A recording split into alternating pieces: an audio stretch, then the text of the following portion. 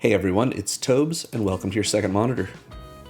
Today is the next video in our series of March of the Machine Commander deck techs. I'm covering every legendary creature from March of the Machine's main set in no particular order, plus the extra legends from Mom Jumpstart, the special pre-release promos, and I might even do the non-face legends from the Mom Commander products if there's interest. So if you have a request for a specific commander or a way you'd like to see me build them into a deck, let me know in the comments below. As you see, today our commander is Jin-Gitaxias, the blue-aligned Praetor. Jin's obsession with perfection led him to make discoveries that progressed New Phyrexia's agenda by leaps and bounds, everything from inventing a way to finally complete Planeswalkers to improving the glistening oil itself. Of course, that ended up contributing to the Phyrexians' final defeat, when Phyrexia was phased out of the multiverse and its completed armies across the plains were cut off from the oil's source. Jin embodies the worst aspects of blue: megalomania, arrogance, an amoral attitude toward knowledge for its own sake, plus very poor posture. Come on, man. Listeners, this is your reminder to straighten up out there. Don't be like Jin. Anyway, before we get started, let's go over my deck building template. I like to build my decks around the commander. I wouldn't have put it in my command zone if I didn't think it was cool, so I put 30 cards toward my game plan. It's what the deck does at the table and how it tries to win. 30 more cards go towards supporting that game plan in the form of card advantage, acceleration, and interaction spells. I also run a little bit of mass removal in the form of board wipes, usually one or two. Sometimes I won't do any, sometimes I'll do a little bit more depending on if it can help the game plan or if the game plan really needs it. And I have a floor of 38 lands so I can make my land drops and cast my spells. So let's talk about our commander. Ooh, not that guy. This one. Jin-Gitaxias, no epithet, is a 5/5 Phyrexian Praetor for 3 and double blue. He has Ward 1. He has whenever you cast a non-creature spell with mana value 3 or greater, draw a card. And for 3 and a blue, we can exile Jin-Gitaxias, then return it to the battlefield transformed under its owner's control, but only as a sorcery and only if we have 7 or more cards in hand. I wonder how we're going to get 7 or more cards in hand. But when we transform Jin, he comes back as the Great Synthesis. This is a saga with 3 chapters. The first is draw cards equal to the number of cards in your hand. You have no maximum hand size for as long as you control this saga. So as long as this is the side of the card that's face up, no maximum hand size. Next up, chapter 2 is return all non-Phyrexian creatures to their owner's hands. Pretty alright, nice little board wipe. And then, chapter 3 is you may cast any number of spells from your hand without paying their mana costs. Exile the Great Synthesis, then return it to the battlefield, which means it comes back face up as Jin again. Which means this last chapter, which is just Omniscience, we're going to get Jin back before we're able to cast spells with it, which means anytime we cast a non-creature spell with mana value 3 or greater from our hand without paying its mana cost, we're going to draw a card and maybe be able to cast that one too. So Jin is amazing on the front face. The back face is also very strong. I mean, just doubling our hand size and having no maximum hand size, bouncing most everything on the board that isn't ours, and maybe some things that are, and then being able to get Omniscience seems all pretty good. So in this deck, we are here to do the most fundamental thing in blue. It's not counter spells, or casting instants and sorceries, or even saying Island Go and holding up mana while smirking. No, our commander wants us to do the most satisfying thing we can do in a game. Draw cards, and then use those cards to draw more cards.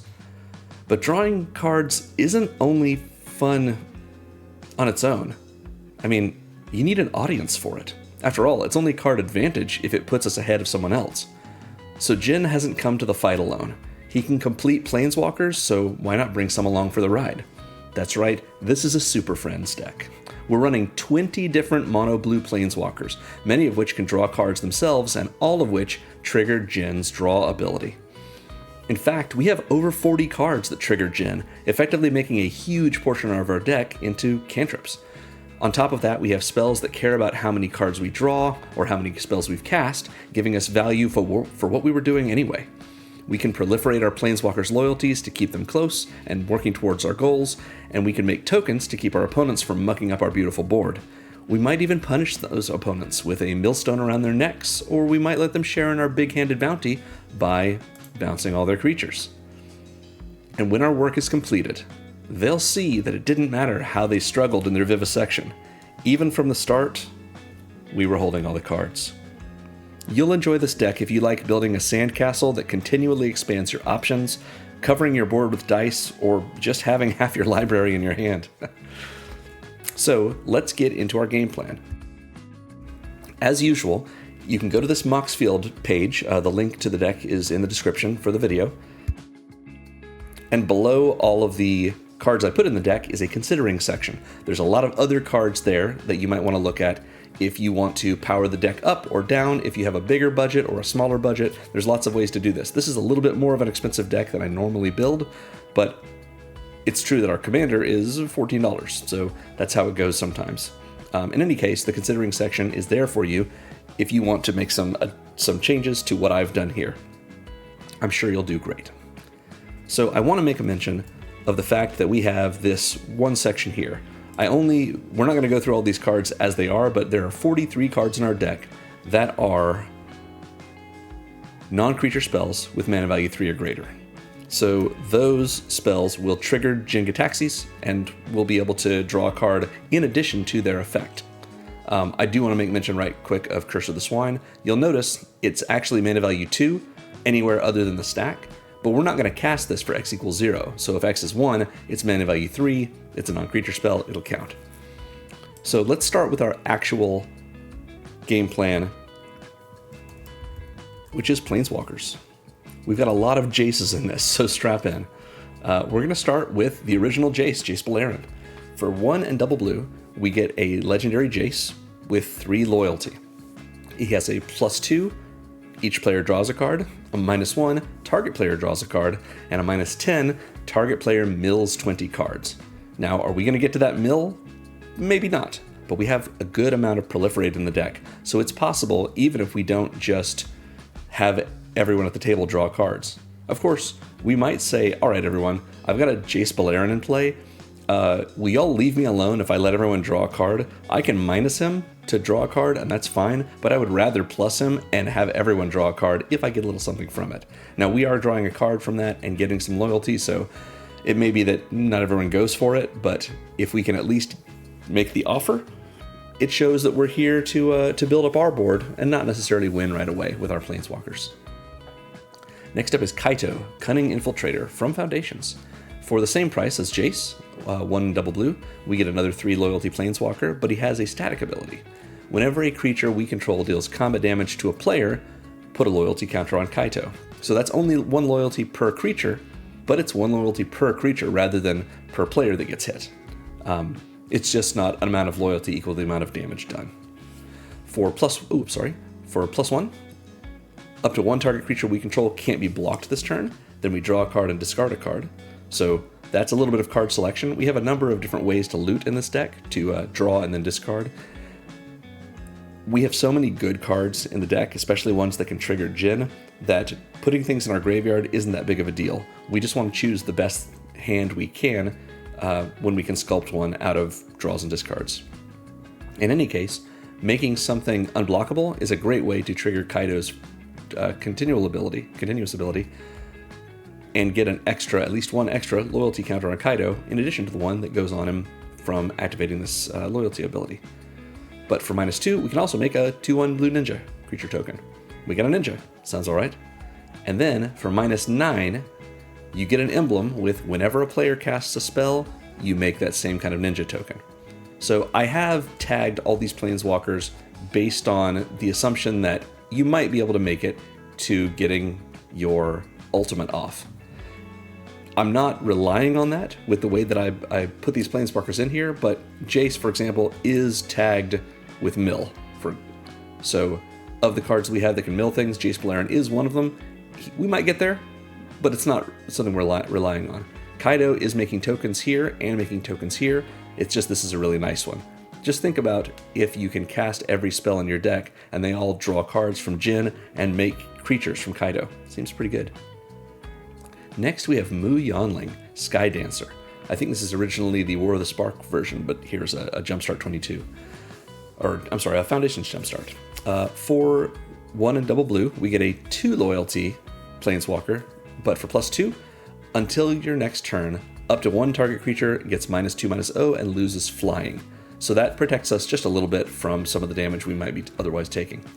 For -3, we can create a 4/4 blue elemental bird creature token with flying. So that's something we can't do when move first comes in, but we can have her come in, plus her to 2, and then immediately minus her to 1, and make a 4/4 flyer, which can block all day and maybe even swing in. And then, for -8, you get an emblem with islands you control, tap to draw a card. In case we need more draw in this deck, Moo can give it to us. Next we have Jace, Architect of Thought. For 2 and double blue, we get a 4 loyalty Planeswalker with +1 until your next turn. Whenever a creature an opponent controls attacks, it gets -1/-0 until end of turn. So all of our opponent's creatures, when they attack, get -1/-0 until end of turn. It doesn't say when they attack us. So we can use this in a way that is also political, much the same way we could with Jace Beleren. It helps us, but it also helps everyone else. And we could tell our fellow players, hey, I'm willing to just -2 Jace, but if we want to make the next turn not so great for attacking, except for maybe, opponent B who's got a bunch of big creatures who won't care as much about the -1, then maybe maybe the other players are willing to agree, if you just +1 Jace rather than -2ing him, that they won't bother you, or that they'll give you some other consideration. It's a thought. I know for those of you who have played with Planeswalkers in Commander, I don't see it happen a lot, but most people think of them as being stronger than they are, so they're probably not willing to do any politicking, but you never know. Next, Jace has -2, reveal the top 3 cards of your library. An opponent separates those cards into 2 piles, put one pile in your hand and the other in the bottom of your library in any order.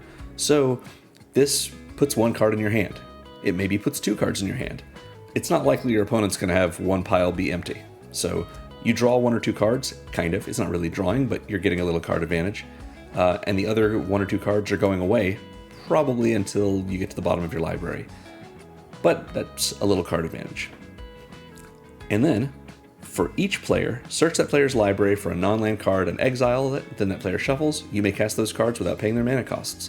So this is a pretty big hit. We can go into our opponent's libraries and find the best non-land they have and just cast it. That seems alright to me. Jace the Living Guildpact is next. For 2 and double blue, we have a 5 loyalty Planeswalker. With +1, look at the top 2 cards of your library, put 1 of them in your graveyard. It doesn't say put 1 in your hand as well. So this is really just milling ourselves. We get to just choose which of the top 2 is going to go into our graveyard. And it doesn't say put up to 1. I'm going to make sure that there's no updates here. Yeah, it's just put 1 into our graveyard. I might do this for all the Planeswalkers just to make it a little bigger for everyone. The -3 ability is return another target non-land permanent to its owner's hand, so that's a good bounce. That's removal, at least for now. It's blue removal. And then -8, each player shuffles their hand and graveyard into their library, and we draw 7 cards. So that's everyone's hand is now empty, and everyone's graveyard is empty. And we get 7 cards. Seems all right. Just notice, this isn't each player draws 7 cards. It's just us. So next up is Jace the Perfected Mind from Phyrexia All Will Be One. It is a 4 mana, 5 loyalty Planeswalker, but he is completed, which means that we can pay 2 and double blue to cast him, or we can pay 2 a blue and 2 life, because Phyrexian blue mana can be paid for with either a blue or with 2 life. If we use 2 life for this blue pip, instead, Jace will come in as a 3 loyalty Planeswalker, and all of that is summarized here in the completed rules. So, first ability, until your next turn, up to 1 target creature gets -3/-0. A little bit more protection for us. -2, target player mills 3 cards, then if a graveyard has 20 or more cards in it, you draw 3 cards. Otherwise, you draw a card. So this -2 draws us a card, but it might be us drawing 3 cards and milling someone. So if a graveyard has 20 or more cards in it, which might be our graveyard, maybe we've drawn a whole lot of cards and we didn't have a reliquary tower or something, so we have to discard a lot of cards, and now we can make a player, maybe even us, mill 3 cards and then draw 3 cards if we have if our graveyard, or like I said, someone else's has 20 or more cards in it. And then finally, -X, target player mills 3 times X'd cards. So if we really wanted to, we could pay 4 mana for Jace. He comes in, we immediately kill him or zero him by paying 5 loyalty here, and then a player mills 15 cards. That's okay. Being able to mill a whole lot of cards, pretty sweet. All in one thing. And we might be able to pump him up in the meantime or proliferate him up and hit someone with an awful lot of mill all at once. Now, mill is not our main strategy in this deck, but it's a nice backup. So yeah, there it is. Next, we have Jace, Wielder of Mysteries. I know I said mill isn't our main strategy, but self-mill might be something we just sort of get to in the process of drawing all these cards. For 1 and triple blue, we have a 4 loyalty Planeswalker that says if you would draw a card while your library has no cards in it, you win the game instead. So this is an alternate victory condition if we happen to mill/mostly draw our way through our entire library. Also, why is he wearing so many belts? Is this not belts? It looks like belts. Anyway, for +1, target player mills 2 cards, and then we draw a card. It could be us that mills those cards. And then for -8, we draw 7 cards, and if our library has no cards in it, we win the game. So that's worded that way because it's part of this triggered ability, which we might be getting in the same way as the continuous ability. So, in any way, Jace is going to draw us at least 1 card every turn, and is going to mill someone, which could be us. Gets us a little closer to the bottom of our library, which is closer to winning the game. Then we have Karn, a non-Jace, other than Kaido and Mu, I guess. Karn, Scion of Urza from Dominaria 2018, is a 4 generic mana colorless Planeswalker with 5 loyalty. The first ability is reveal the top 2 cards of your library. An opponent chooses one of them. Put that card into your hand, and exile the other one with a silver counter on it. Silver counters don't do something inherently, they're just something that Karn cares about. Because -1, put a card you own with a silver counter on it from exile into your hand. So again, for +1, we look at the top 2, everyone looks at the top 2, an opponent gets to put one in our hand, and the other one will go into exile, and we can get that one out of exile later by -1 in Karn.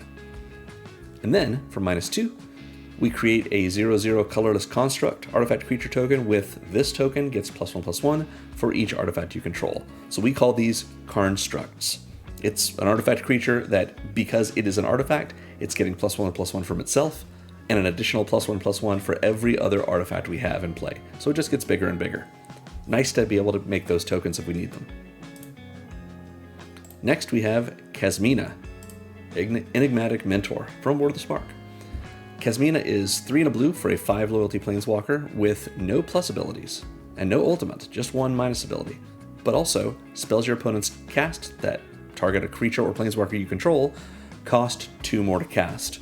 This is a surcharge that they have to pay in order to cast the spell in the first place, even though it's sort of doing an impression of Ward, which is cool because Kasmina actually comes from Arcavios, which is Strixhaven, where they introduced the Ward mechanic. In any case, this is not Ward. It just means that our opponents can't cast that spell at all without paying the extra 2 as part of that casting. And then her other ability is -2, create a 2/2 blue wizard creature token, then draw a card and discard a card. So more looting, and it makes us little wizard friends. Next, is it moving the way I want it to? Yes, it is. Great. Next, we have Teferi, Master of Time. This is one of our more expensive Planeswalkers, but he's worth it. Teferi is 2 and double blue for a 3 loyalty Planeswalker that says we may activate loyalty abilities of Teferi on any player's turn at any time we can cast an instant, which means as opposed to normal Planeswalkers, which we can only activate 1 loyalty ability of every turn at sorcery speed, we can activate 1 loyalty ability per turn of Teferi at instant speed, and we can do it on our opponent's turns. So at instant speed, and once per turn, per turn, not just per one of our turns, we can +1 him to draw a card and then discard a card. We can -3 him to make a creature we don't control phase out, which means it and everything that's attached to it, everyone at the table pretends like it doesn't exist until the start of its controller's next turn. Or, -10, take 2 extra turns after this one. I don't typically play extra turn spells, but Teferi has it built in. He draws us cards, he protects us by phasing out our opponent's creatures, and that's a lot. If we are using Teferi every turn and just +1ing him over and over, we're cycling through our deck, drawing cards and discarding them, pumping up his loyalty. Maybe we're proliferating him up. Maybe we take a couple of extra turns, and on those turns, we're still activating him. But even if we get him up to like 7 loyalty, we can phase 2 things out on 2 separate turns and protect ourselves from the scariest things on the board. Seems good. Remember, also, this kind of removal, or even removal where we're bouncing things, we can still also use it politically. Like, our opponent has a terrifying Galta in play, and we say, look, other opponent, if you want me to get rid of that Galta, I can phase it out or bounce it, whichever our Planeswalker lets us do. But if I do, what are you going to do for me?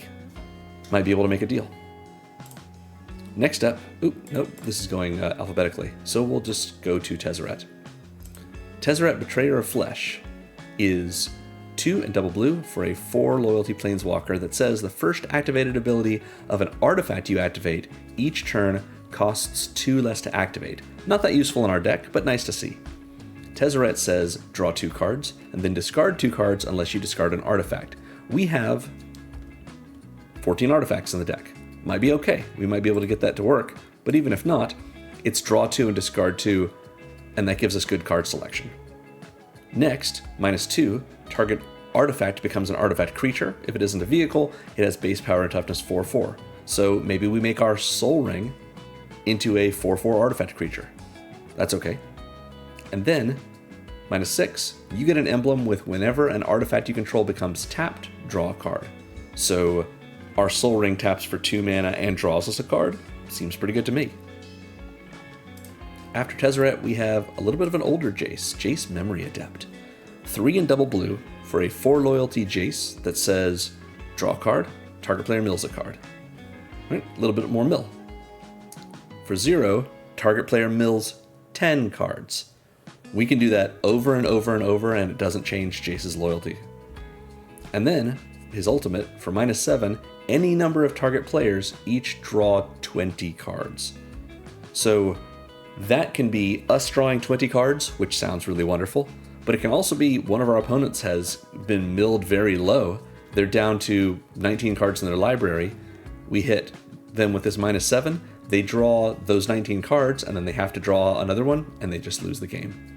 Jace Memory Adept, really nice. And he's tied with Mill, right? He is, good. Alright, next is Jace, Unraveler of Secrets, from Innistrad. For 3 and double blue, we get a 5 loyalty Jace with +1 to scry 1 and then draw a card, so a little bit of an opt. -2 to return target creature to its owner's hand, which can be our creatures. You know, we wouldn't probably be able to use this in a very protective way since it's at sorcery speed, but in case we want to rebuy an ETB, this would be okay. And then, for -8, we get an emblem with whenever an opponent casts their first spell each turn, counter that spell. That is brutal. The idea that the first thing everyone does is a throwaway, essentially it means if you want to cast a spell this turn, pay the casting cost of a different spell in your hand and discard that spell, then cast the spell you want to cast. That's rough. So yeah, we can definitely proliferate our way into Jace, especially with our very innocent opting our way into it. Yeah. Alright. After Jace, we have another new character. It's Tamiyo, the Moon Sage. For 3 and double blue, we have a 4 loyalty Tamiyo Planeswalker with +1, tap target permanent. It doesn't untap during its controller's untap step. So this is removal. It's just not superlative removal. But at least we are tapping something down so it can't attack us on the next turn that it gets. We can also, it's notable, hit something other than a creature. We might tap down a land that an opponent has that's really annoying. You know, it could be someone's Soul Ring so that they don't have the ramp that they wanted. Maybe that's not helpful at the time, but People always need their Soul Ring. Next is, for -2, draw a card for each tapped creature target player controls. So that might be able to be fed into by the first ability if we've tapped on a creature, but if we have someone who is attacking us with a lot of creatures or attacking one of our other opponents with a lot of creatures, we can sure draw plenty off of this with Tamiyo. And then her ultimate, for -8, we get an emblem that says we have no maximum hand size, and whenever a card is put into our graveyard from anywhere, we can return it to our hand. So that's pretty good, and that's a may. We don't have to if we really want to get things into our graveyard, which there may be a reason to do. We'll see soon. I just love that this deck is all Planeswalkers or it's so many Planeswalkers, and because of all the Proliferate we have, it doesn't feel like the ultimates are out of reach. So next is Teferi, Temporal Pilgrim from the Brothers War. For 3 and double blue, we have a 4 loyalty Teferi Planeswalker that says whenever you draw a card, put a loyalty counter on Teferi. That means it won't be hard at all for us to ultimate Teferi here. For 0 mana, we draw, or 0 loyalty, we draw a card, which of course triggers the first ability, and we'll put a loyalty counter on him in any case. For -2, we make a 2/2 blue spirit creature token with Vigilance that also says whenever we draw a card, put a 1/1 counter on this token. So we play Teferi, we make a spirit token, assuming Teferi survives. Next turn, we activate his 0 ability to draw a card, and he'll get a loyalty, and so will that token. But of course, we're also going to get +1/+1 counters on that token when we draw our card for turn, when we cast any of our spells that draw us cards, when we cast any non-creature spell with mana value of 3 or more while Jin is in play. These things are going to get big. And then, his ultimate is -12. Target opponent chooses a permanent they control and returns it to its owner's hand. Then they shuffle each non-land permanent they control into its owner's library. So this is a board wipe. This is everyone saying, this is us saying to each opponent, what would you like to put in your hand? Everything else on your battlefield that's on your board that isn't a land is getting shuffled back into your library. That's crazy brutal. Now it's -12 loyalty, but can we get there? In this deck, yes. Yes, we can. We might be able to do it multiple times in the same game. So next is Tezzeret, Artifice Master. Tezzeret is 3 and double blue for a 5 loyalty legendary Tezzeret Planeswalker with +1. Create a Thopter, a 1/1 colorless artifact creature token with flying. For 0, draw a card, and if you control 3 or more artifacts, draw 2 cards instead.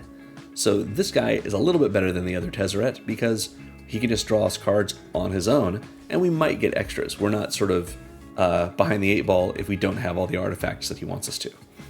Besides, we can make these Thopters, and eventually draw cards because of those. And then, for his ultimate, -9, you get an emblem with, at the beginning of your end step, search your library for a permanent card, put it onto the battlefield, and then shuffle. What a strong ultimate. Whatever big thing we need just comes in. Now, we don't get to cast it, which means we're not going to get to trigger Jin if it otherwise would, but I'm willing to take a free tutor onto the battlefield and miss out on a card draw for that. So there. Next, we have Vronos, Masked Inquisitor. Vronos is a really cool planeswalker that I love that they created this card because Vronos originally existed only in, I think, the 2014-2015 computer game version of Magic. And Vronos is walking around looking for planeswalkers in the woods and is immediately killed by Garruk. So I'm glad that Vronos got to make it in the Commodore Guff precon. In any case, Vronos is a 3 and double blue 5 loyalty planeswalker with a +1 ability. Up to 2 other target planeswalkers you control phase out at the beginning of the next end step, which again, phasing out means everyone at the table treats them like they don't exist until the start of our next turn. So this protects our planeswalkers. It just can't hit Vronos himself. And then -2, for each opponent, return up to 1 target non-land permanent that player controls to its owner's hand. So a really good bounce. We can hit a permanent on every opponent's board, not just a single permanent on someone's board. If we get like a huge token, that thing is gone for good. If we get someone's Panharmonicon or other combo piece, if we get their really big creature that costs a lot, not Galta because it has a cost reduction mechanic, but you know, slowing everyone down, this little bit of tempo on everyone's board, pretty nice. And then, for -7, target artifact we control becomes a 9/9 construct artifact creature, gains vigilance, indestructible, and unblockable. So we can still use our Soul Ring to tap for mana. We just want to do it post-combat after we attack with our 9/9 vigilant, indestructible, unblockable Soul Ring. Vronos is pretty sweet. Next we have Jace, Arcane Strategist. Jace is 4 and double blue for a 4 loyalty Jace that says, whenever you draw your second card each turn, put a +1/+1 counter on target creature you control. So not a huge bonus, but it's a bonus. And then +1 to draw a card, and no intermediate minus ability, just a -7, creatures you control can't be blocked this turn.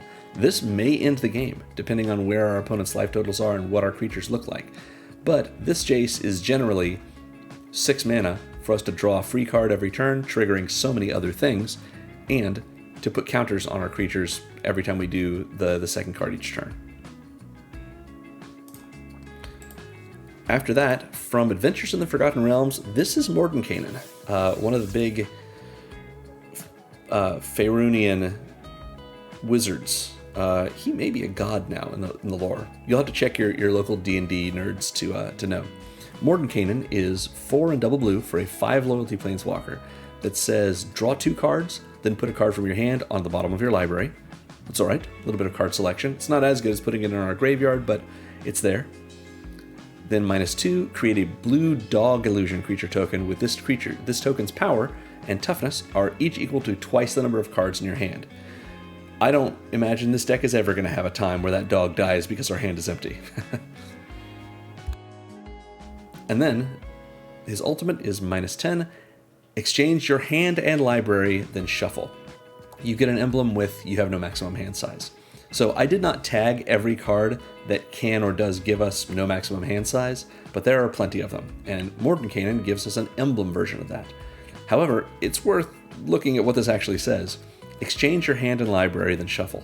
Let's pretend we have 60 cards left in our library and 14 cards in our hand. Now we have 60 cards in our hand and 14 in our library, which we have then shuffled. So we can hold all those cards in our hand, and what are we going to do with them? Everything. Hopefully we can get to the 3rd chapter of the Great Synthesis and cast them all, and then the game is probably just over. Finally, we have Teferi, Temporal Archmage. Teferi is 4 and double blue for a 5 loyalty planeswalker who could be our commander. But for +1, Teferi says look at the top 2 cards of your library, put one of them in your hand and the other on the bottom of your library, which we've seen before. -1, untap up to 4 target permanents. So this is something that is not just beneficial to us, like untapping our mana rocks or our lands or our creatures, after we've attacked with them, let's say. But also we can say, the politicking I've been talking about that seems so unlikely, it's much more likely this way. Look, I've got the ability to untap 4 of your permanents. Would you like me to do that so you have some blockers after that big attack you did last turn? If so, just don't make a big attack on me next turn. Or, hey, are you about to make a big attack? And then it's my turn and then someone else's turn. If you attack someone else besides me, after your big attack, I'll untap your creatures. The sky's the limit with this because it can hit something that isn't ours. So lots of different ways to turn this into political favor. And then finally, for -10, you get an emblem with you may activate loyalty abilities of planeswalkers you control on any player's turn, anytime you could cast an instant. So Teferi Temporal Archmage makes all of our planeswalkers that is, into Teferi Master of Times. So we can activate so many planeswalker abilities, so many loyalty abilities, and pump up our planeswalkers even more. That is asking a lot from Teferi, getting up to 10 from a starting point of 5. But he comes in, he goes to 6 immediately, probably, and then we might be able to just proliferate him up until by our next turn. And if we only have 10 and we get that emblem is worth Teferi. Sorry, Teferi, you know what I mean. So that is our 20 planeswalkers in the deck. let's talk about the thing I've been mentioning, which is Proliferate. We only have a few cards in here that do it, but most of them can do it in a way that is repeatable. So we're going to start with Dreamtide Whale from Modern Horizons 3. Really cool card. It is a 3-mana 7/5 whale, but it has Vanishing too, which means it comes in with 2 time counters on it, and during our upkeep, we take a time counter off of it, and if we take the last one off of it, we have to sacrifice the whale. However, whenever a player casts their second spell each turn, we Proliferate. Now, I've been mentioning Proliferate, but I want to remind everyone what Proliferate actually means. It means we can choose any number of permanents and or players, if players happen to have, counters on them, like experience counters. We might not want to proliferate that, but maybe we would as a political thing. Or poison counters. We might definitely want to proliferate that if it looks like we can get someone out with it. Maybe people have rad counters from Fallout. You never know. We choose any number of permanents or players, and then for each one of those we chose, that permanent or player gets one more of every type of counter on it. So we can't look at let's say, a player who has a rad counter and an experience counter, and if we choose to proliferate them, we have to give them one more of each. We can't just give them the experience counter. So if they're at like 9 poison and then 14 experience, they might want that 15 experience, but it's going to kill them if we give it to them.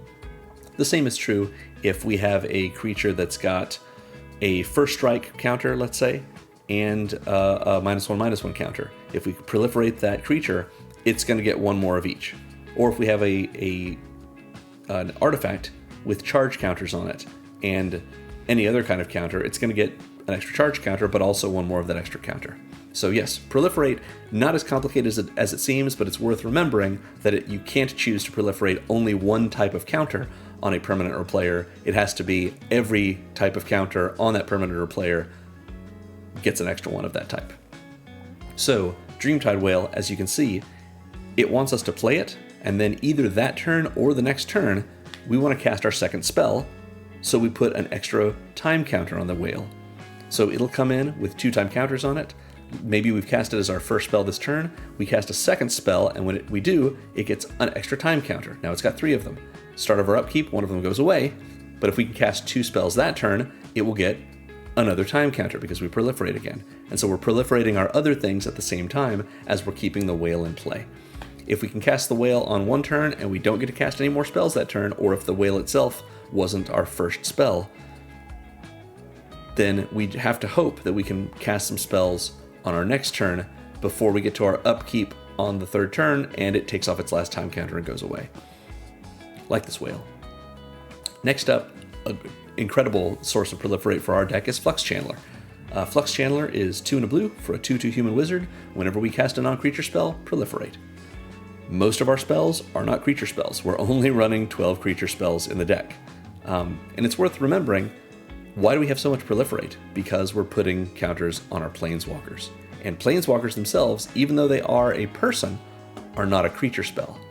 So if we have Flux Channeler out and Vronos is in play, and we cast Mordenkainen, the Flux Channeler will trigger and we can proliferate up Vronos, as well as any other Planeswalkers or creatures with tokens, or players with tokens even, that we may see. Flux Channeler is terrific in this deck. Next we have Ichor Moon Gauntlet. This is a really cool artifact. It's not an equipment, but it feels a little bit like one. So for 2 and a blue, we have an artifact that gives all of our Planeswalkers 2 additional loyalty abilities. The first one is for 0 loyalty, Proliferate. So we can have our once per turn activation of Teferi, let's say, be a 0 activation that proliferates, which means Teferi's going to get another counter because Teferi's got loyalty counters on him. And of course we're going to choose that. But so will every other Planeswalker be able to proliferate. And be proliferated on. So if we have these 4 Planeswalkers in play and Ichor Moon Gauntlet in play, all of them can be 0'd to proliferate, and so all of them are going to get an extra counter from that proliferation, so all of them are going to use their activation, and we're going to have 4 more counters on each of them. If we sequence that right, we might be able to ultimate one of them rather than using that Proliferate ability. But if we don't want to use the Proliferate ability, we also have -12, take an extra turn after this one. Which means if that doesn't kill our Planeswalker, we can then take an extra turn and proliferate with them. Now again, I don't love extra turn abilities or spells or effects, but just having this to proliferate things is very powerful. And in addition to all that, Ichor Gauntlet, even if we don't use these Planeswalker abilities, says whenever we cast a non-creature spell, again, most of our deck, choose a counter on target permanent, put an additional counter of that kind on that permanent.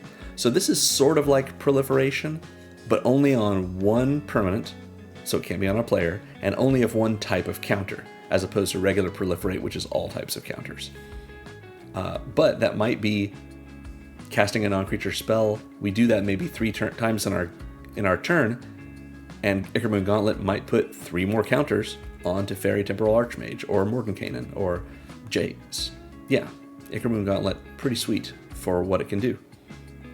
Next we have Radstorm. This is a non-repeatable source of proliferation, but it's a great one.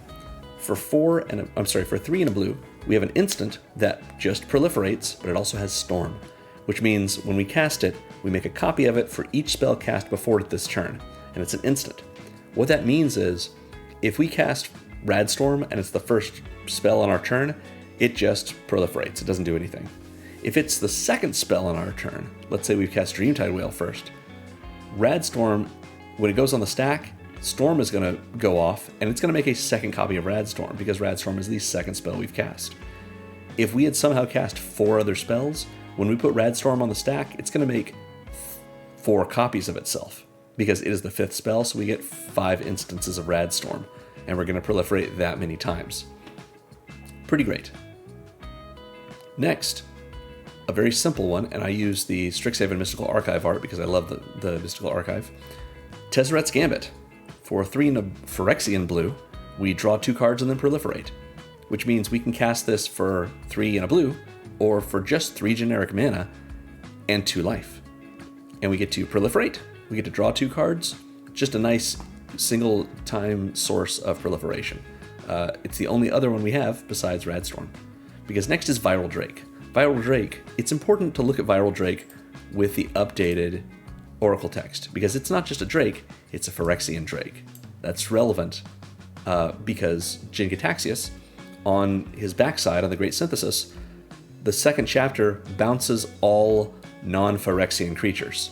Viral Drake won't get bounced because it is Phyrexian, even though the only printing of the card, other than, I guess it's from New Phyrexia and from the list, but other than those printings, it's never seen a reprint, so it's never come out retyped. But it is a Phyrexian Drake, so just go with it. In any case, for 3 and a blue, it's a 1/4 Drake with flying, and it has Infect. It's their only source of poison that we're running in the deck, but it is gross. So Infect means, instead of doing regular damage when the Viral Drake hits a creature or a player, it puts a -1/-1 counter on a creature when it does damage to it, and it puts a poison counter on a player when it does damage to it. The player and creature will not take that extra point of damage, or a point of damage in addition to the counter. They only take the counter. Now, if a Viral Drake does damage to a Planeswalker, it's still regular damage. If they do a damage to a battle, it's still regular damage.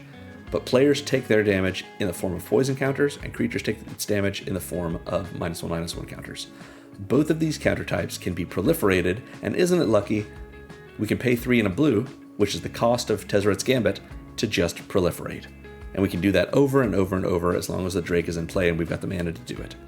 So Viral Drake is an excellent source of proliferation, and if we're proliferating enough, we might be able to kill someone with this. Just a single unblocked attack by the Drake puts a poison counter on them. If they get 10 poison counters as a state-based action, they just lose the game.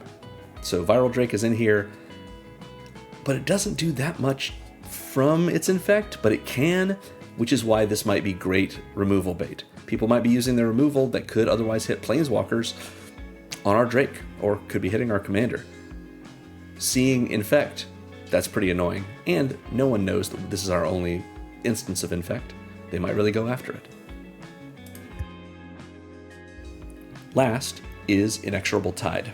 I used the Fallout art for this simply because it's the cheapest printing of this so far. Inexorable Tide is an enchantment for 3 and double blue that says whenever you cast a spell, proliferate. That's every spell. So similar to Jin, when we're casting non-creature spells with mana value 3 or greater, we're drawing a card every time. Inexorable Tide is whenever we cast any spell at any time for any reason, we proliferate. It's just a trigger that goes on the stack. It's 5 generic mana for a do-nothing enchantment, but it's going to do a lot if we can cast any more spells after it. And it's a great repeatable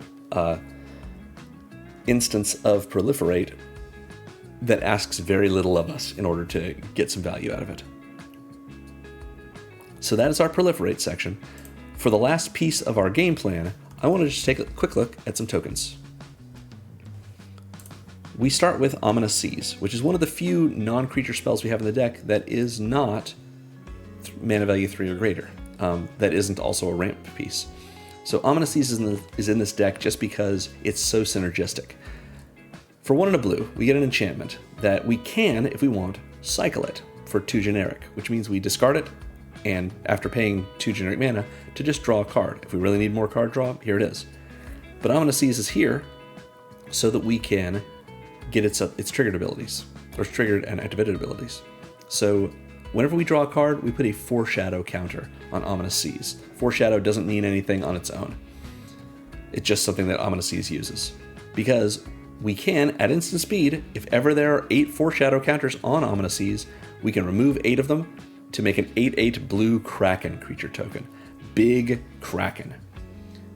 It's great because we're going to be drawing so many cards, and we can create these huge surprise blockers or surprise attackers. Maybe our opponent to the right passes the turn during their end step. We remove a bunch of counters from this and make an 8/8 Kraken, or 4 of them if we've got a lot of counters. But it's also important to realize these are counters, which means we can proliferate them.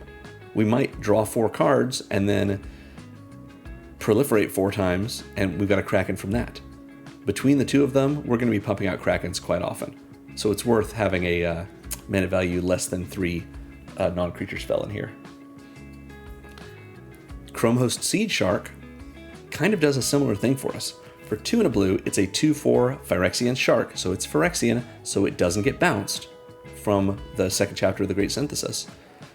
And it flies, 2/4 Shark from Sharknado, which we will see soon.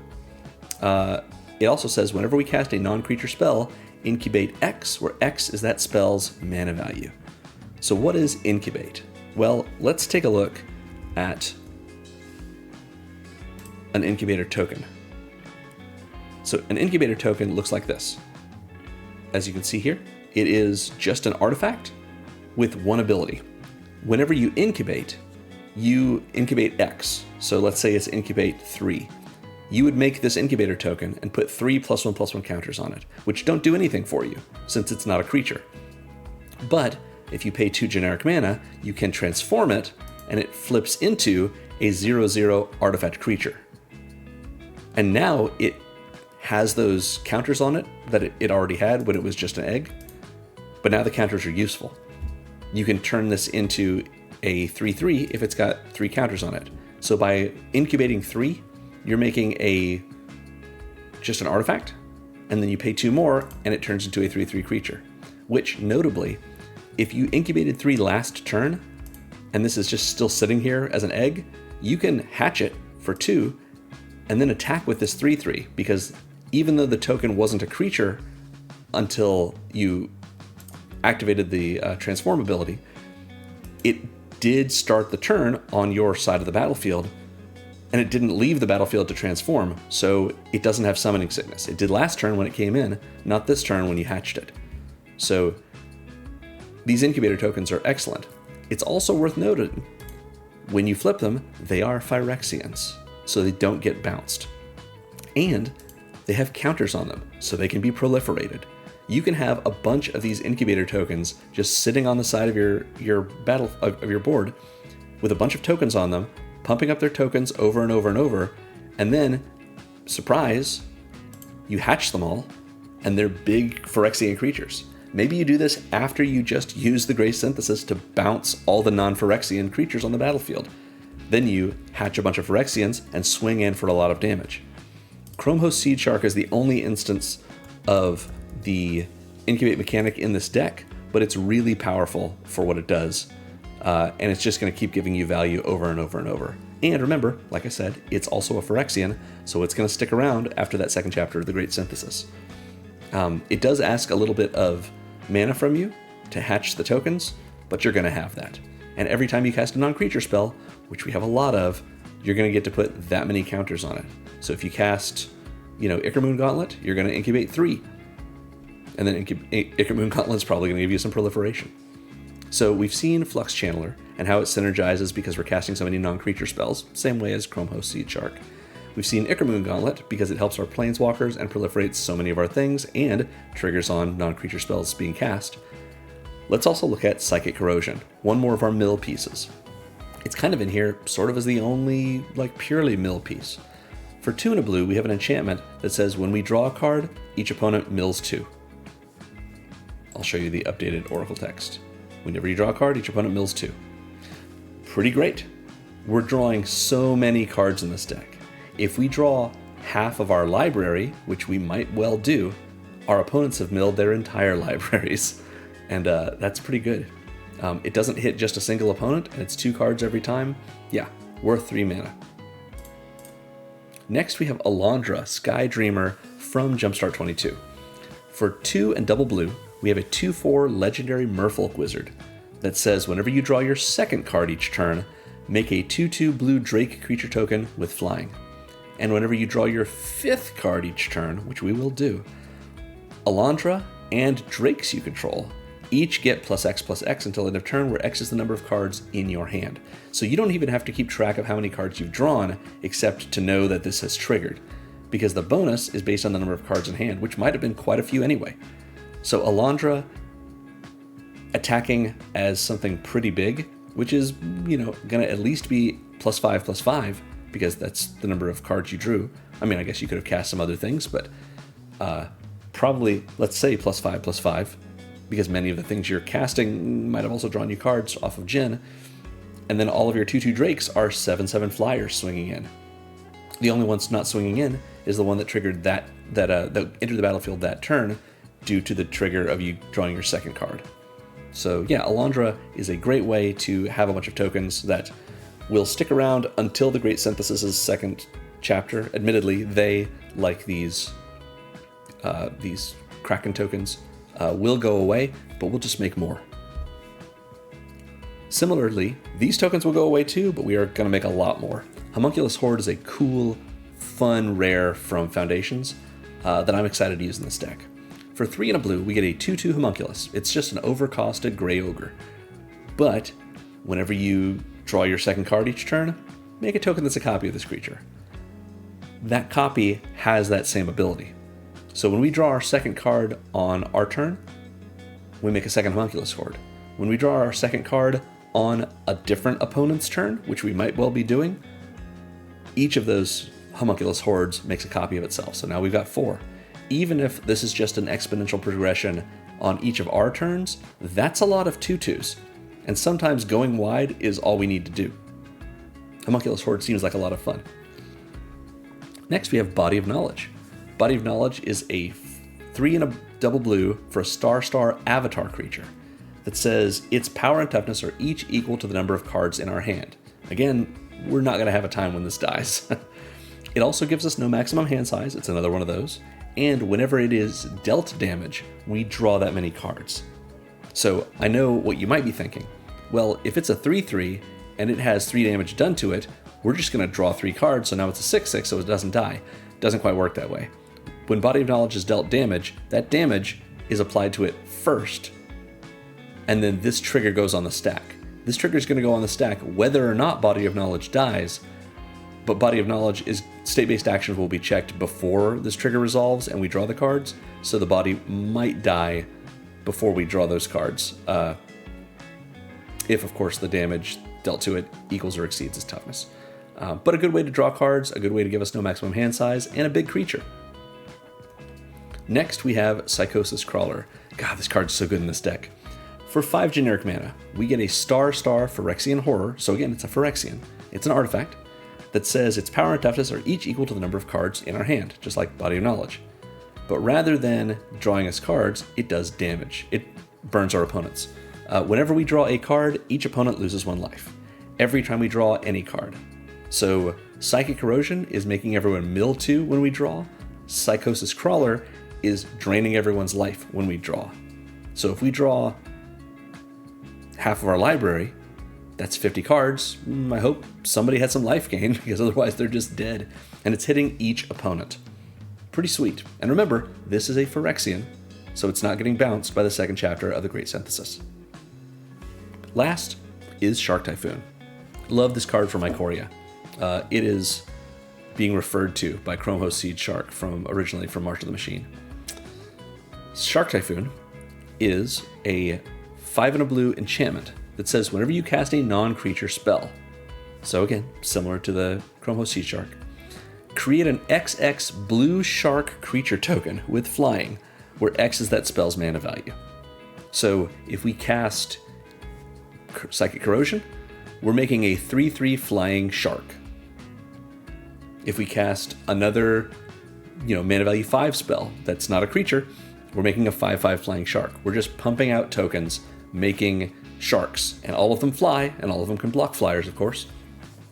They will all get bounced by that second chapter of the Great Synthesis, but we're going to just keep making more of them, so we're not worried about losing them.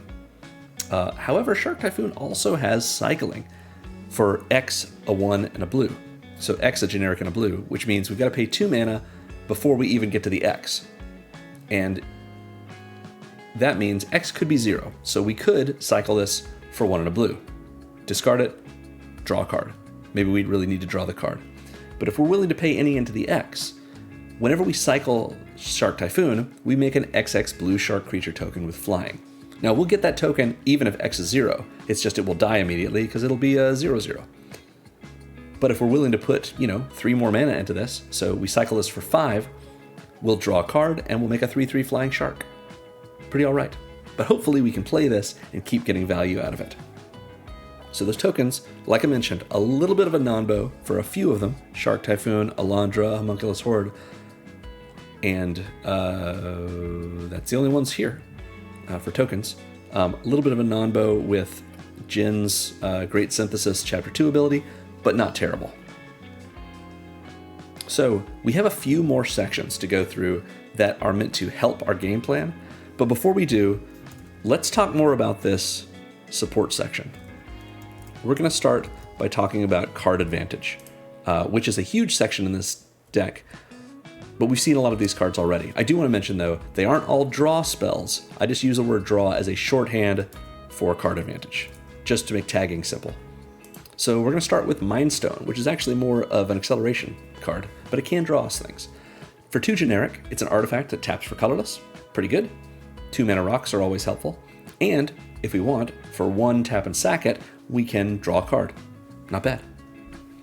Ominous Seas can draw us a card because we could cycle it. Triskaidekaphile is another one of our alternate victory conditions. This is a 2 mana human wizard. It's a 1/3 that, again, gives us no maximum hand size. Lots of uses of that. And says, at the beginning of your upkeep, if you have exactly 13 cards in your hand, you win the game. So this is a great thing for us to shoot for, to surprise everyone, because maybe we've drawn a bunch of cards and it looks like we're trying to win with Mill or a whole bunch of our Flying Shark tokens, and then suddenly, nope, we just win the game because we had enough cards in hand. In addition, Triskaidekaphile is one of our cards that lets us pay 3 and a blue to just draw a card. So if we need to draw extra cards and we just aren't satisfied with the ones we've been drawing off of Jin, Triskaidekaphile is here to help us out. Next, we have Archmage's Charm. For triple blue, we have an instant that says we can choose one. Either we counter target spell, so it's straight up counter spell. We can have target player draw 2 cards, which might be us. It usually will be. Maybe it'll be someone else. Maybe this draws them out after we've milled them down. Or we can gain control of target non-land permanent with converted mana cost 1 or less. So maybe someone has played a Soul Ring. Soul Ring is the easiest example of this. We steal their Soul Ring. Or maybe someone's attacking us with a Ragavan or a Guide of Souls, something like that. in the middle of combat, because this is an instant, we can just gain control of that thing. Now it's not attacking us anymore, and we've got it. Archmage's Charm is so flexible and powerful that we're likeliest to use this as a counterspell, but we might draw with it, and we might steal something with it too. Next, we have Clear the Mind. Clear the Mind is a really cool include in this deck, and you'll see why a little later. For 2 and a blue, it's a sorcery that says target player shuffles their graveyard into their library and draw a card. So it may be the case that we have drawn too many cards, and we just don't have our Jace Wielder of Mysteries to prevent us from decking out. If that's the case, why don't we clear our mind? Why don't we take all of these cards that we've cast or put in our graveyard from looting, shuffle them back into our library, and then we get to draw one on top of it. So Clear the Mind replaces itself. It's at sorcery speed, but we might just need it. Next we have Commander Sphere, another rock, but for 3 mana, it's an artifact that can tap for 1 mana of any color in our commander's color identity, so it taps for blue, that's good. And we can also sacrifice it to draw a card. It doesn't have to tap to be sacrificed. So if we want, we can tap it, float a blue, and then sacrifice it and draw. If we're desperate for the draw, might as well.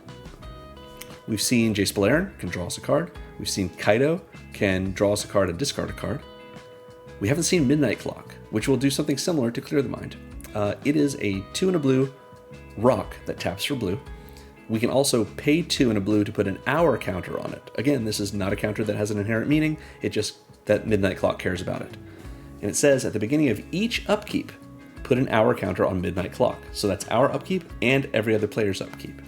And then when the 12th hour counter is put on Midnight Clock, shuffle your hand and graveyard into your library, then draw 7 cards and exile Midnight Clock. So this is a temporary blue mana rock. But also, after just a few turn cycles, or just 3 turn cycles if we have a 4-player game, it's going to get 12 counters on it, maybe even faster if we're willing to pay to put more counters on it, and we're going to be able to shuffle our graveyard and our hand back into our library and then draw a fresh 7, which is drawing 7 cards, which maybe some of our cards care about. Psychosis Crawler would mean that just does 7, that each player loses 7 life besides us. We lose our Midnight Clock in the process, but at least we've gotten our graveyard back into our library, which maybe we want. Also worth noting, if you want to pay this 3 mana to put an hour counter on it, you can tap the clock for it for blue and spend that blue here. Much like Commander Sphere, the second ability on Midnight Clock doesn't require a tap, so we can tap for mana first. We've seen Mu, and how Mu, if we ultimate her, can make all of our islands tap to draw a card. Jace can do a little baby version of Fact of Fiction with his -2 ability. Jace Wielder of Mysteries can just draw us a card, or draw 7 cards with his loyalty abilities. Karn puts a card in our hand, or puts a card with a silver counter on it from exile into our hand. Kasmina, we can draw a card and discard a card. Teferi, we can draw a card and discard a card.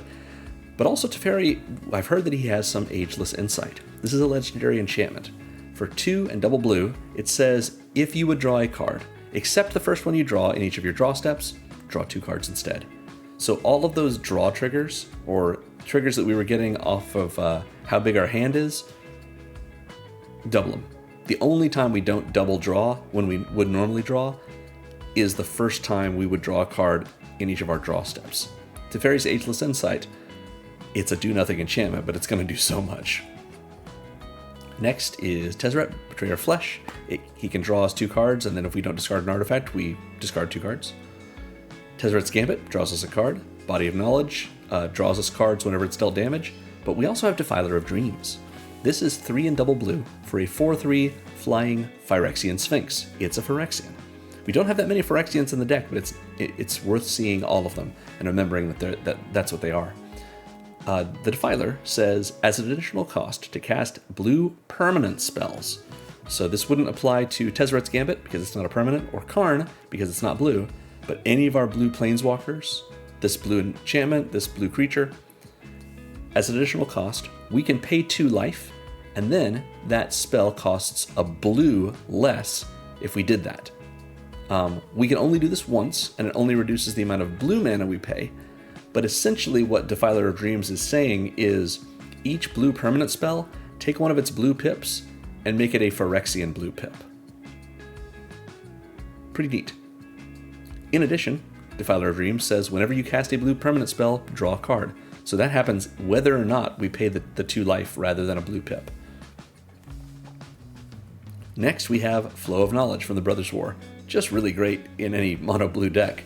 For 4 and a blue, it's an instant that says draw a card for each island you control, then discard 2 cards. We didn't need those 2 cards anyway, when we are drawing maybe 10 cards for 5 mana. Yeah. Jace Memory Adept, as we've discussed, can have us draw a card, or maybe have any number of players draw 20 cards. Never know. Jace Unraveler of Secrets can +1 to opt, so that's drawing a card. And Tamiyo can let us draw a card for each tapped creature or target player controls by going -2. We've got more Planeswalkers that draw us cards. Teferi draws us a card as a -0, or as a 0. Tezzeret draws us a card, or maybe 2 if we have 3 or more artifacts. Mordenkainen can draw us 2 cards, and then we put one of those in the bottom of our library. Shark Typhoon, we can cycle it, so it draws us a card. Teferi Temple Archmage can look at the top 2 and put 1 in our hand, so that's card advantage. And then we have Commit to Memory. We're going to make Commit to Memory just a little bit bigger. So Commit to Memory is an Aftermath card. What that means is, when it's in our hand, we can only cast Commit. Commit is 3 and a blue to put a spell or non-land permanent into its owner's library second from the top. That is sort of a counterspell. It's us saying, oh, you got something on the stack, it's a creature, it's an enchantment spell, whatever it may be, it's on the stack, so it's a spell, so we're going to put it into your library second from the top. We can also hit non-land permanents with this on the battlefield, so this is a little expensive for removal, but it's way better than just bouncing it to their hand.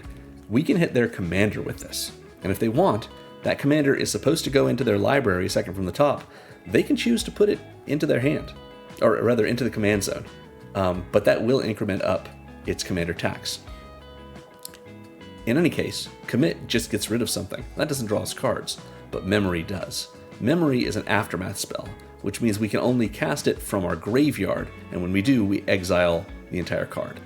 So whether we have discarded Commit to Memory, or we've cast Commit and it's resolved and gone to the graveyard, either way, from the graveyard we can cast Memory, and we can only cast Memory from the graveyard rather than from our hand. From our hand, we can only cast it as Commit.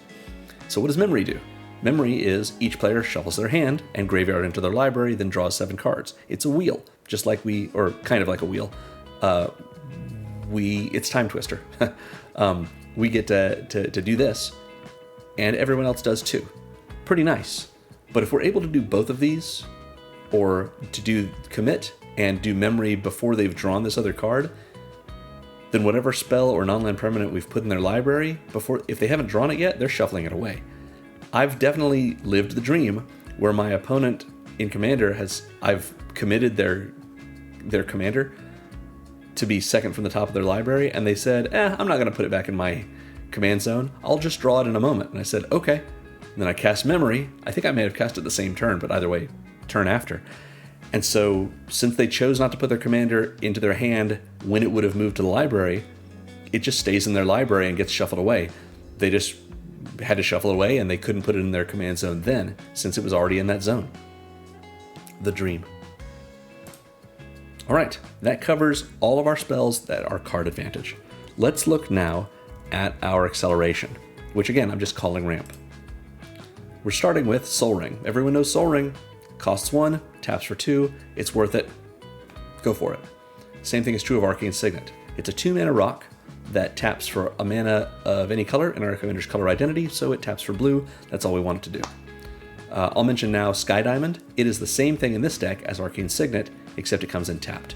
But coming in tapped and tapping for blue for a 2-mana rock, totally worth it. Just like Mind Stone, which we've already talked about, because it comes in untapped, but it taps for colorless. We also have Sapphire Medallion. It's 2 generic mana, and it makes all of our blue spells cost a generic mana less to cast. So it doesn't help us with things like Archmage's Charm, which doesn't have any generic mana in its casting cost, because it just costs 3 blue. But any blue spell we have that does have generic mana costs, those costs are reduced by 1. Pretty okay. It won't, like I said, help us with things like Archmage's Charm or Karn Scion of Urza, which is not blue, but it's a 2-mana rock that can affect multiple spells in a turn. Pretty powerful. Thought Vessel is similar to Mind Stone in that it's a 2-mana rock that taps for colorless, but instead of being able to be sacked, it is another source of us having no maximum hand size. Pretty helpful in this deck. We've seen Commander Sphere. It's a 3-mana rock, taps for blue. We can also sack it to draw a card. Decanter of Endless Water is another 3-mana rock, so it's like a manalith that taps for 1 mana of any color, but again, no maximum hand size. This is the same as Thought Vessel, but it costs 1 more and it can tap for blue rather than only being able to tap for colorless. That's not to say that Decanter of Endless Water can tap for colorless, because colorless is not a color, but you understand. We've seen the Midnight Clock. It can tap for blue. Now here's the Replicating Ring. Really fun card in this deck. For 3 generic mana, we get an artifact that can tap for 1 of any color, so it's a manalith. But also, at the beginning of our upkeep, we put a night counter on it. Again, this is another counter that doesn't have any inherent meaning. And then, if Replicating Ring has 8 or more night counters on it, we take all of them off, and we make 8 colorless snow artifact tokens named Replicated Ring with tap to add 1 mana of any color. Essentially, this means once this gets 8 counters, all those counters go away and we make 8 copies of it. They're just called Replicated Ring rather than Replicating Ring, and they themselves don't get counters in the same way. Why is this so good? Because we can proliferate those counters. We proliferate the Replicating Ring. Maybe we've gone for 4 turns since we cast it and it's got 4 counters on it, but we've sure proliferated 4 times, and now we get 8 more rocks, all of which come in untapped, and we can tap for as much blue as we want from them, basically. Pretty fun. Next, from the Final Fantasy set, we have the Water Crystal. For 2 and double blue, we have a legendary artifact that makes blue spells we cast cost 1 less to cast. That's the same as the Sapphire Medallion. But also, if an opponent would mill 1 or more cards, they mill that many cards plus 4 instead. So if we have our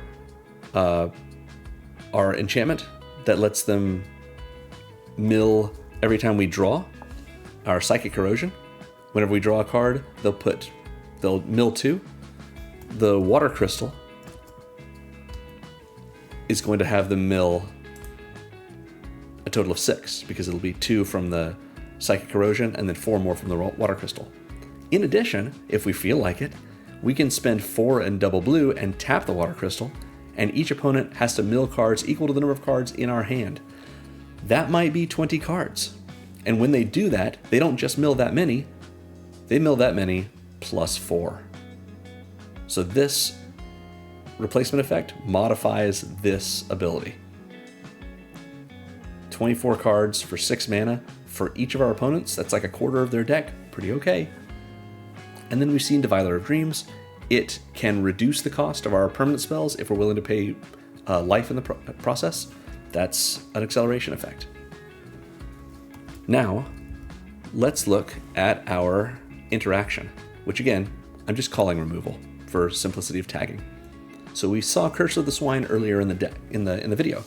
What it actually does is for X and double blue, we have a sorcery that says exile X target creatures. For each creature exiled this way, its controller creates a 2/2 green boar creature token. So this is us saying, you have problematic creatures? Not anymore. Now you have bears. Well, they're boars, but they're 2/2s.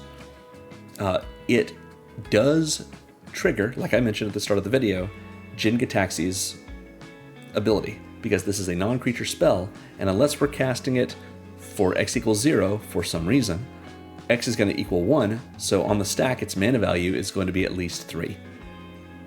And these creatures are just exiled, they're just gone. We are left with a bunch of boars on the battlefield, but I think we can deal with those pigs. We just need to get these other scary things off the battlefield. And the fact that this can hit so many creatures, really powerful. Similarly, Amphibian Downpour, I love this card. 2 and a blue for an aura with flash that also has Storm. We talked about Storm earlier. It is an aura, like I said, with enchant creature, and it says enchanted creature loses all abilities, and it is a blue frog creature with base power and toughness 1/1. So this is us spending 3 mana to turn a creature into a 1/1 with no abilities. And then to turn a number of other creatures into that same 1/1 with no abilities, equal to the number of spells that are already cast this turn. This would be great even if it didn't have flash, but it does. So if our opponents have cast 3 or 4 spells, we cast Amphibian Downpour, and we're putting this aura on 4 or 5 creatures. We can even double it up if we really want to. It'll make a creature, if we're worried about a creature and a player having, I don't know, we're worried about a big creature and a player having a disenchant or a naturalize or something like that. We put 2 amphibian downpours on that creature. It's still just a 1/1. They can remove one of those copies, but it's got a second one on it. That means we don't need to worry if there are times when it looks like, oh, the Storm ability has given us too many copies of amphibian downpour. Some of them are just wasted. No, just stack them up. They could be relevant. You never know. Archmage's Charm, of course, can counter a spell. Pretty good removal. Imprisoned in the Moon, terrific removal in blue, especially for a commander. For 2 and a blue, it's an aura that enchants a creature, land, or planeswalker. So we can hit planeswalkers or lands with this. But most usually we're going to be hitting a creature. And it says, Enchanted Permanent is a colorless land with tap to add colorless mana, and loses all other card types and abilities. So somebody with a scary Aragorn commander, or Yawgmoth or something, we imprison them in the Moon, now they're just a land that taps for colorless.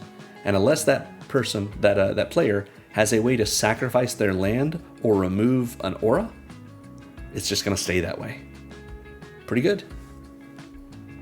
Next, we have Jace, the Living Guild Pact, which we've already seen. It's removal because it can bounce something. Jason, Raveler of Secrets, can also bounce a creature. Tamio can tap a creature down, and it doesn't get a stun counter, but it gets the same effect. Not great removal, but it's something. Vronos can bounce something on every other player's playmat. But if we want a lot of bounce, we're talking about Hullbreaker Horror. Hullbreaker Horror, another card I love. 5 and double blue for a 7/8 Kraken Horror with Flash. It's not a Phyrexian, but feels as bad as one. But it also can't be countered. 7/8 with Flash. It's expensive, but it can't be countered. And when we cast a spell, we either return a spell we don't control to its owner's hand, or return a non-land permanent to its owner's hand.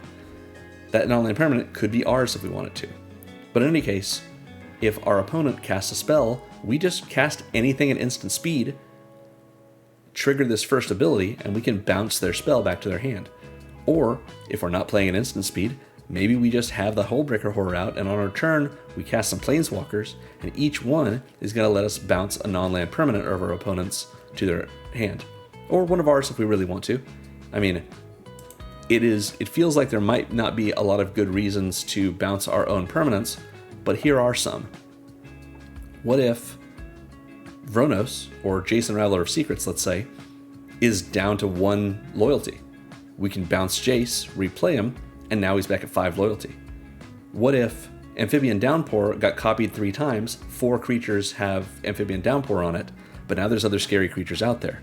We use Hullbreaker Horror to bounce the original Downpour, which does take it off of whatever creature it's on, but then we can cast it again, put it back on that same creature, and it gets more copies, assuming we've cast other spells, which, if Hullbreaker has been triggered, we have. And we get to pour more Amphibian Downpours on things. We can do the same thing with Imprisoned in the Moon. Maybe we put it on the scariest creature on the battlefield at the time, but it's no longer the scariest. There's something else worse on it. We might bounce that with Hullbreaker Horror and then cast it again and put actual Emrakul in the moon. You never know. Finally, Commit, as I've already discussed, is an excellent removal spell for spells on the stack or non-land permanents on the battlefield. For our next support section, let's talk... Oh no, that actually was the end of our support section. We'll talk about Wraths in just a moment. For now, we're going to get into the other sections of contributing, of cards that contribute to our game plan. Starting with this Synergy section. Synergy, we have seen most of these. We've seen all of these, in fact. Ominous Seas synergizes with us drawing cards. Chromos Seed Shark with us casting all of our non-creatures. Same thing with Flux Channeler. Ichor-Moon Gauntlet, again, synergizes with non-creatures. Psychic Corrosion synergizes with us drawing cards. Alondra synergizes with drawing cards. Homunculus Horde with the fact that we're casting so many spells, so we're going to get a second spell to do this. Body of Knowledge synergizes with the size of our hand. Psychosis Crawler synergizes with drawing cards. And Shark Typhoon, again, with non-creature spells. Lots of value from just doing all of these things, and these 10 cards are giving it to us. Next, we have our protection section. These are things that keep us or our things safe. 6 of these are Planeswalkers, so we'll talk about those first. Mu can give a creature -2/-0 and make it lose flying. Not great protection, but it's something.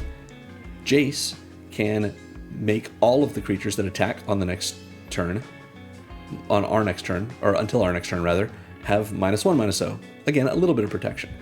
The same thing is true of this other Jace, Perfected Mind, giving a creature -3/-0.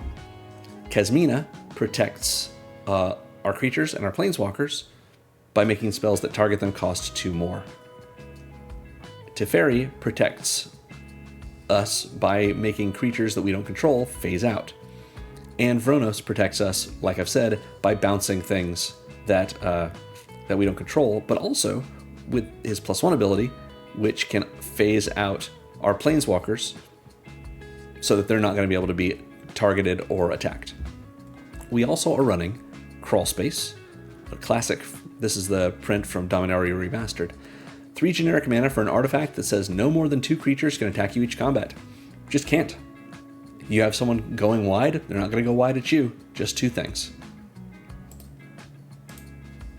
Now, that doesn't mean our Planeswalkers are protected. They could have 2 of their creatures come at us and all of their other creatures at our Planeswalkers, but that's all right. Crawl Space is like several cards you've seen, I'm sure already, is a good candidate for something you might want to swap out, but I think it's pretty good.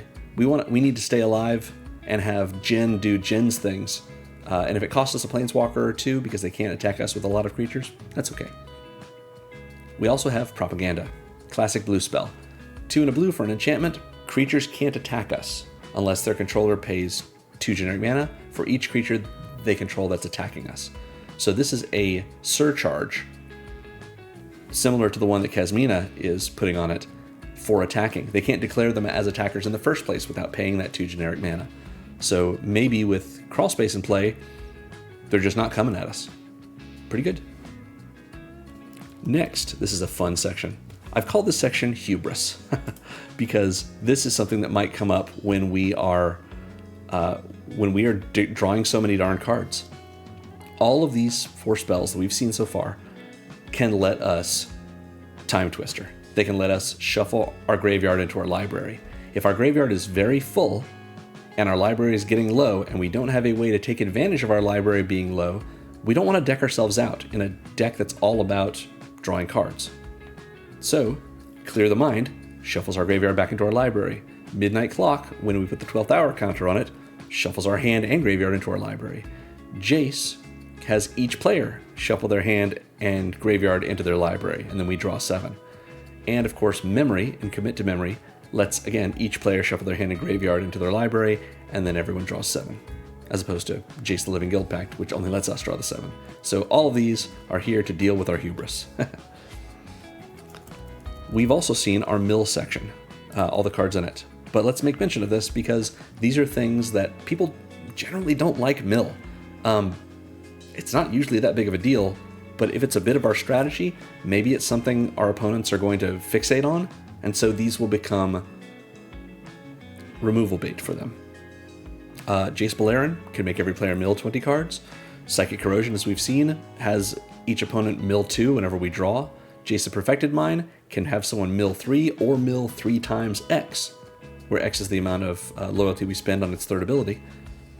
The Water Crystal causes every time any milling gets done to include 4 more cards, or we can pay the 6 and tap it to have every opponent mill cards equal to the number of cards in our hand. Again, +4. And then finally, Jace Memory Adept can 0 to make a target player mill 10. So mill is a viable, sort of tertiary strategy, but it's here to help us out. We also have some of these Wincons. We've seen all of them so far, but they are here to help us if we need them. Triskaidekaphile. If we start our upkeep with Triskaidekaphile in play and we have exactly 13 cards in our hand, we win the game. We can respond to that trigger, by the way. We've untapped at the beginning of our upkeep. Actually, we can respond to the trigger, but it won't actually trigger unless we have that 13 cards in our hand. So we can't let the trigger go on the stack, activate this ability, and get ourselves up to 13, because this is an intervening if clause.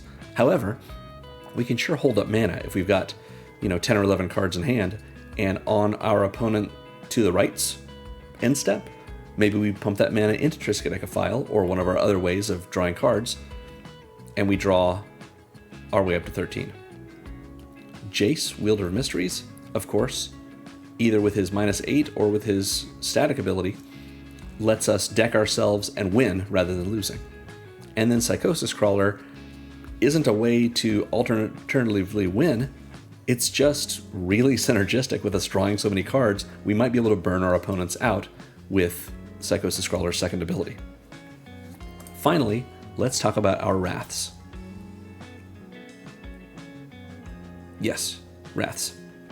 So, Aetherize is great. I'm glad they put this in Foundations. For 3 and a blue, an instant that returns all attacking creatures to their owner's hands. This may buy us a turn, and that may be all we need in order to win. It's an instant speed Wrath. It only bounces things, and it only works on attacking creatures, but that's still pretty great, especially if someone is elf-balling their way into our hearts, or our spleen, whatever part of our body they're killing. Aetherize, notably as well, doesn't say return all creatures attacking you. So we can use this politically. We can say, look, opponent B, opponent A is attacking you. I can save you from this. Are we teammates for the rest of the game? Are we going to team up? Are you just going to ignore me with all of your Blood Artist triggers? Something like that. And if they say yes, you can just Aetherize all the creatures that are attacking them. And that's a pretty good trade. We've seen Teferi Temporal Pilgrim and how we can do a huge board wipe by bouncing one permanent on each opponent's playmat and then shuffling all their other non-lands into their libraries. And then finally we have Spectral Deluge. Spectral Deluge is 4 and double blue for a sorcery that returns each creature our opponents control with toughness X or less to their owner's hand, where X is the number of islands we control, which is going to be a lot. This is probably going to hit every creature our opponents control. But it's a 6-mana sorcery, unless we foretell it. Foretell means we can, while this is in our hand, pay 2 generic mana to exile this face down. And then on a later turn, at sorcery speed, we can just pay its foretell cost, which is 1 and double blue, so cancel mana, to cast Spectral Deluge. So we're paying 1 mana less, and it's over the course of multiple turns. And it's still based on the islands we control. This is a great mass bounce that we might just be paying 3 mana for. It's also worth recognizing that even though the foretell cost is 3, which is still 3 mana, of course, I'm referring to Jin-Gitaxias' ability that draws us cards based on non-creature spells we cast with mana value 3 or more. This isn't triggering that because we're paying 3 for the foretell. It's triggering it because even though we're only paying 3 for the foretell, its mana value remains 6, no matter how we're casting it. So yeah, Spectral Deluge is really helpful for us there. That's why we're running 3 Wraths in this deck, because we don't have that many creatures, even though we've got plenty of tokens, and we're not trying to win with combat damage, so we might need to slow our opponents down in other ways. So, that covers all the spells in our deck. Let's spend a little bit of time going over our land base. We are running 28 basic islands. Of course, we're using the ones from All We Won. We need those islands for reasons like Spectral Deluge or any other reason. We just want to get our blue mana available. Then we've got these 3 lands that kind of ramp us and kind of fix us. We're starting with Interplanar Beacon. Not a terrific card for this deck, but an interesting one, especially with so many Planeswalkers. It says, whenever you cast a Planeswalker spell, you gain 1 life. So just a little bit of incidental life gain. It also taps for colorless, or we can pay 1 and tap it to add 2 mana of different colors that we can only use to cast Planeswalker spells. We may not end up doing that, but if we need to fix our mana just a touch, we can tap, let's say, our Myriad Landscape, or our Temple of the False God, or our Soul Ring, to add a colorless, and turn that into a blue and a red, or black, or green, or white. It doesn't matter what the other one is, we'll be using that for a generic mana cost. But at least we're taking some of our colorless mana and making it into blue to cast a Planeswalker spell. In any case, though, it's an untapped land that taps for colorless, and it gains us life when we play it when one of our many Planeswalkers. Not bad. Myriad Landscape can give us a little bit of slow ramp as well, which we might want in this deck. For Myriad Landscape comes in tapped, and it can tap for colorless, but we can also pay 2, tap it, and sacrifice it to search our library for 2 basics that share a land type, put them on the battlefield tapped, and shuffle. So even though that is us tapping down presumably 3 lands, the 2 we use to pay the generic and Myriad Landscape itself, we're getting 2 lands out of it and losing Myriad Landscape. So that's 1 land becoming 2, so that's ramp, even though it's slow. Pretty okay in mono blue. Finally, we have Temple of the False God in this section. I think this card is great because it's a soul ring on a land. You just can't tap it for anything until you have 4 or more other lands. Some people don't like that. This deck is not meant to be a very competitive deck. It's just meant to be a fun one that can compete, just not like a CDH type thing. And so Temple of the False God is totally fine. It's just not an ideal land for you to have in your opening hand. There's lots of lands like that. Finally, we have these 7, what I'm calling utility lands. They do a number of things. Castle Vantress is our first one. I should mention as well, if we want to go up on, if we want to upgrade our lands here in this fixing/ramp category, Nykthos is very expensive, but you could sure put one in there. So next, Castle Vantress is a land that enters tapped unless we control an island. We've got lots of islands. It will tap for blue itself, and we can pay 2 and double blue and tap it to scry 2. So if we really want a little card selection, we can sure get that from probably really from just drawing a bunch more cards. But Castle Vantress is an option for us, and I love Throne of Eldraine.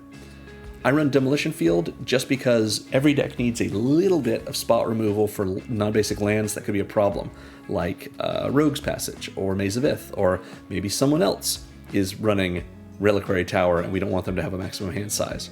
Demolition Field could tap for colorless, or we can pay 2 tap and sack it to blow up a non-basic an opponent controls. They get to search for a basic and put it into play untapped, and then so do we. So even though we're paying 2 and losing this land, we're getting back an untapped island. So that's not terrible. Karn's Bastion is a source of Proliferate for us. It taps for colorless, or we can pay 4 and tap it to just Proliferate. Just proliferation on a land, pretty good.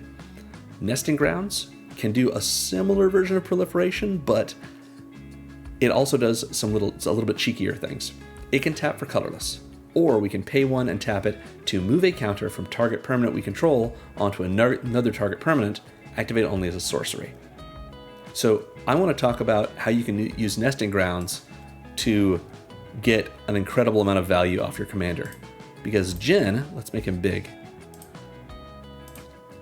is a saga on the back. Sagas are tracked with lore counters. So we could flip Jin over. Immediately we get Chapter 1 of the Great Synthesis. And then maybe we use Nesting Grounds to move this lore counter onto some other permanent. There's not another permanent we care about having lore counters on in the deck, but that doesn't mean we can't put them there. Which means now we have the Great Synthesis in play with no lore counters on it. At the start of our next main phase, we're going to put a lore counter on this saga. It's going to trigger Chapter 1 again. So we're going to get to draw cards equal to our hand, equal to the number of cards in our hand yet again. Now, when we take this lore counter off Chapter 1, we don't lose its effect, even the effect that says you have no maximum hand size for as long as you control this saga, because this ability, this entire chapter ability, has triggered and is now in effect. So the first time Jin flips, we'll draw cards equal to the number of cards in our hand, and we'll get this effect. We take the counter off of the lore counter off of the Great Synthesis, and we still have this effect. So then, at the start of our next main phase, we would get Chapter 1 again. But maybe we don't do it that way. Maybe we want Chapter 1 to work, and then we let it go to Chapter 2. We will bounce all non-Phyrexians to their owner's hands, and then we use Nesting Ground to take that second lore counter off. When we do that, the next time we have the Great Synthesis get a lore counter, it'll get Chapter 2 again, and we'll bounce it again. We can just keep doing that and make it so no non-Phyrexian creatures stay on the battlefield. Just continual mass bounce for probably everyone's creatures but ours. And it gets some of our creatures too.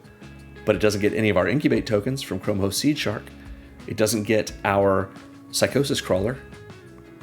We've got a lot of good things we can do with this, and just keep repeating this. It does mean, however, that we never get to Chapter 3 of it.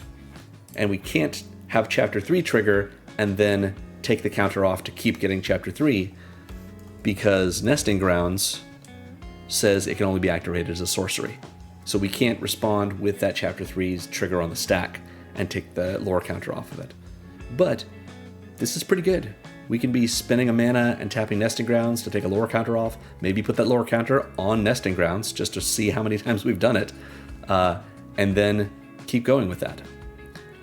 But I know you're thinking, well, what happens if we do that once and we, let's say we go back to the top. Let's talk about Jin and the Great Synthesis. So let's say we take Nesting Grounds and we use it after the first chapter ability has triggered. The next time we would go to the start of our first main phase, the first chapter is going to trigger again, like I mentioned. We'll get to draw again. But then at that point, if we want to, we can use Nesting Ground to move a counter off of a permanent onto another counter. We can move a lore counter off of whatever we've put it on, maybe Nesting Grounds itself, onto the Great Synthesis, and get Chapter 1 and Chapter 2 in the same turn, because this will trigger on its own. This will trigger from the Nesting Grounds putting its counter on there. Or we can do a similar thing to the second idea I mentioned. Maybe we let the Great Synthesis go to Chapter 2. Maybe we take the lore counter off of it. The next turn, it goes to Chapter 2 again. We put that lore counter back on it, and it does Chapter 3. We get Omniscience. Jin flips back over, and now we have Omniscience in the same turn that we bounced everything. So, in addition, remember, Chapter 3 flips Jin back over. So we could steal a saga, a lore counter from the saga with Nesting Ground, let Jin flip back over, and the next time we flip Jin, we've got a saga counter we can just use whenever we want to. Maybe we have more than one if we've done it multiple times. Nesting Ground is a incredibly powerful card in this deck if we're willing to use it on our commander. But even if we don't, it can only affect permanents, so it can't help with poison counters on our opponents if we happen to have put them there with that infect card. But we can sure move around +1/+1 counters, whether it's on our creatures or on our incubator tokens. We can move around -1/-1 counters if we put those on there with that infect creature. We've got other counters we can move around, not just with proliferating them, but with Nesting Grounds as well. It's such a low cost for such an impactful ability, and it's mostly useful if we're using it for Jin-Gitaxias with his backside, but just really great in this deck. Next, of course, we have Reliquary Tower. We have so many instances of having no maximum hand size, we might as well have one in our land base. Next, we have the Stellar Sights printing of Terrain Generator because it's pretty cheap. It is a land that taps for colorless, or we can pay 2 and tap it, and we're allowed to put a basic land from our hand onto the battlefield tapped. So that's not great compared to making a land drop, but we can do that in addition to making our land drop for turn, which means having extra mana available means we ramp. We just get to take lands out of our hand and put them on the battlefield. And now what's the likelihood that we're going to have lands in hand? It's extremely high, because we're going to be drawing so many cards, and a lot of those are going to be lands. And if we have Reliquary Tower or effects like it, we're going to be sitting there with a hand that has 4 or 5 or maybe even 10 islands in it. Terrain Generator lets us put those islands into play for the cost of tapping 3 of our lands, 2 and Terrain Generator itself each turn. That's pretty great.